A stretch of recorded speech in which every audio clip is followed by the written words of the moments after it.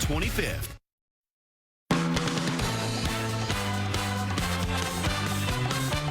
Action News, Delaware Valley's leading news program, with Deuces Rogers, meteorologist Cecily Tynick, and Brian Taft.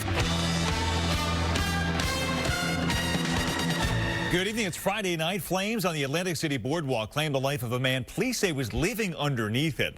And a truck driver is beaten up. The costly cargo he was transporting stolen. Now police are searching for about a dozen people in connection with the latest tractor-trailer heist. But the big story on Action News tonight is the guilty plea entered in court today by a former Philadelphia police officer in the line-of-duty shooting death of a 12-year-old boy. Ed Saul Mendoza pleaded guilty to third-degree murder today, 2 years after he fatally shot T.J. Siderio in South Philadelphia. Prosecutors say Mendoza chased the 12-year-old, shooting him in the back as he laid on the ground unarmed. Action News reporter John Paul live in Center City tonight. John, you heard from the Siderio family today. They are not pleased at all with this plea. That's right, Brian. Many of the family members were here in court today. They were not happy by what they witnessed. That former officer pleaded guilty to a lesser charge for killing a 12-year-old boy. Mr. Mendoza entered the plea agreement with the Commonwealth today. Today, a plea deal in the case of a former Philadelphia police officer charged with shooting and killing a 12-year-old child. Ed Saul Mendoza pleaded guilty to third-degree murder, and the plea is not sitting well with some family members. It's heartbreaking, it's earth-shattering, it's devastating. T.J. Siderio's aunt and grandparents gathered outside their home in South Philadelphia, outraged. They were in court today for the plea and wanted the original charge of first-degree murder to stick. He played judge, juror, and executioner when he fired that bullet into my nephew who was on the ground. Mendoza killed the 12-year-old at 18th and Barbara in South Philadelphia in March of 2022. He chased the child after prosecutors say TJ fired a shot at the police car and ran, something family members dispute. What they don't dispute is what happened next. Officer Mendoza chased Siderio down and shot him to death. We could not stand over top of a child on a city street and shoot them. TJ was on the ground, face down, unarmed. The threat was eliminated. Prosecutors acknowledged that not all family members were happy with the plea deal, but say they did take their input into consideration. However, family members I talked to today call the plea deal a slap in the face. They painted a picture of this horrendous crime, and the crime and the sentencing that they're offering is nowhere near the balance of the scale. Now, Brian, let's talk about that sentencing. The average guidelines here for third-degree murder, anywhere from 7.5 to about 15 years in prison. The Siderio family is pushing for a lot more than that. Some are asking for 40 years. Of course, it's going to be up to a judge. Sentencing will take place in July. Live in Center City, John Paul, Channel 6 Action News. Brian? Okay, John, thank you. It was a deeply unsettling scene outside the courthouse in Manhattan today, where a man set himself on fire as jury selection was underway for Donald Trump's criminal trial. The 37-year-old from Florida was rushed to the hospital in critical condition. Officials identified the man as Maxwell Azzarello. They say he threw pamphlets around the park before lighting himself on fire. Authorities described him as a conspiracy theorist and say there is no threat to the public. Meanwhile, just yards away inside the Manhattan courtroom, the full jury has now been seated for that historic criminal trial. The last alternate jurors were sworn in today, setting the stage for opening statements to begin Monday morning. The jury includes an investment banker, an English teacher, and 2 lawyers. The former president is facing 34 felony counts of falsifying business records to cover up an alleged affair with an adult film actress. This will be the first criminal trial of a former American president. World News Tonight with David Muir will have continuing coverage of the trial and all the developments today. That's coming up at 6:30 right after this newscast. Well, it's happened again for the 56th time this year. Thieves targeted a tractor trailer in Northeast Philadelphia, beating up the driver and stealing tens of thousands of dollars in cargo. That truck was making a delivery of frozen snow crab at the time when police say dozens of thieves suddenly pulled up. Action News reporter Leland Pender live in Northeast Detectives tonight. Leland, we're hearing about these kinds of crimes more and more frequently. Yeah, Brian, we really are. Like you said, 56 times already this year. And in this case today, police say up to a dozen suspects arrived in 4 different vehicles to commit the crime. An early morning robbery in the Walmart parking lot of the Philadelphia Mills shopping center. Police say this tractor trailer was robbed of 100 boxes of snow crab worth $30,000.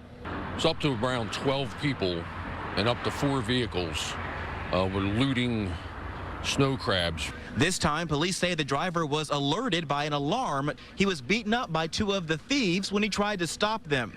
The robbers undeterred and then taking off. They don't care if a foghorn's going off. They're going to take whatever they want and go. John Rigney is the director of safety at the Pennsylvania Motor Truck Association. They look at the type of trailer. So if you see a refrigerated trailer, you know there's something perishable in there, and it's probably worth some money. We've covered 4 major cargo theft cases in a 3-mile radius since late January. All robberies of meat and liquor, all worth tens of thousands of dollars. Last year in the same parking lot, hundreds of thousands of dollars and dimes were stolen from an unoccupied parked truck, which had just left the Mint. Police did make arrests in that case. They're asking for the public's help as they investigate this one. If the public sees anybody selling frozen snow crabs on the street, corner markets, please call 911 and give us a tip. Yeah, that would be a major sign. Keep an eye out for that. Both the Motor Truck Association and detectives are encouraging truck drivers to just call 911 if you find yourself in this situation. You should not try to intervene. Live now outside Northeast detectives, Leland Pinder, Channel 6 Action News. Brian? Okay, Leland, thank you. A former Neshaminy school bus driver has been charged with possession of child pornography. 75-year-old Robert Durr was working for the district when police served a search warrant at his Langhorne home. Investigators say they found more than 1,000 files of child pornography on a computer there. The Neshaminy School District Superintendent says Durr was suspended as soon as they found out about the investigation. Durr has since resigned. He's due back in court now on May 8th. One man is in custody after more than a 24-hour-long standoff in Atlantic County. This the scene this morning on Ivans Avenue in Egg Harbor Township. We're told that this all began yesterday when a man wanted by police barricaded himself inside a home. He has been identified as Prentice Blaylock. We're working to figure out why he was wanted by police, but we can tell you tonight no injuries have been reported. We learned today that a 67-year-old man was killed in that fire that broke out on the Atlantic City boardwalk last night. A cell phone camera captured the smoke and flames just after 7 p.m. when investigators went underneath to extinguish hot spots. They say they found the body of Bruce Elder near a homeless encampment. Action News reporter Charles Watson has the latest tonight. Brian, we're learning a man was under the boardwalk right over here where authorities say that fire started. He was apparently asleep as flames started spreading out of control Thursday night. Meantime, businesses that are affected by the blaze say they're just beginning a long road to recovery. Because of our electrical equipment, you know, even if we were to be able to fix everything up, who knows how long it's going to either take to acquisition more equipment or refurbish it. Raul Correa is the manager of the arcade inside Central Pier, says they could be forced to sit out the busiest season of the year while they clean up water and fire damage caused by Thursday's blaze. Investigators with the Atlanta County Prosecutor's Office say the fire started under the boardwalk near a homeless encampment. That's where emergency personnel found the body of a 67-year-old man identified as Bruce Eder. The official cause of the fire appears to be open flames mixing with combustibles. Kick people out of the side from of the building.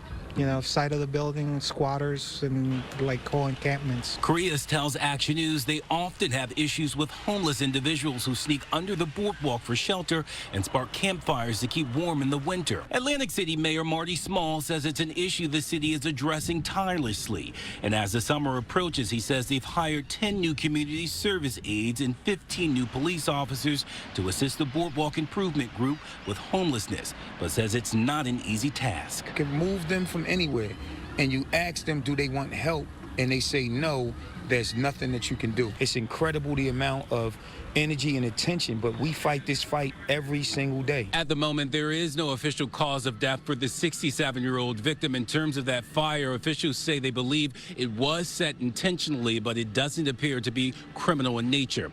On the Atlantic City Boardwalk, Charles Watson, Channel 6, Action News. We are just days away now from the Pennsylvania primary. Today, city leaders continue reminding eligible voters the importance of casting their ballots Tuesday and, of course, the general election in November. City Commissioner Omar Sabir also reminded voters that emergency absentee ballots are available for those who cannot make it to the polls on that day. To receive an emergency absentee ballot, you must provide a valid reason on your application. Applications must be received by no later than 8 p.m. on Election Day. Still ahead here on Action News tonight, military members across the country trading in one uniform for another. Coming up, the big tournament taking place in North Philadelphia this weekend, and the incredible good it's doing for those who've served. Deuces. Brian, we are less than 24 hours away from the Sixers and Knicks meeting in the playoffs. Hear why head coach Nick Nurse says his team better be ready to play physical. Cecil. This is another day stuck in the clouds with cool weather. Now some showers are rolling through, and we've got a couple more rounds before the sunshine returns finally. I'll explain in the AccuWeather 7-day forecast. All right, those stories and much more when Action News continues right here on a Friday night.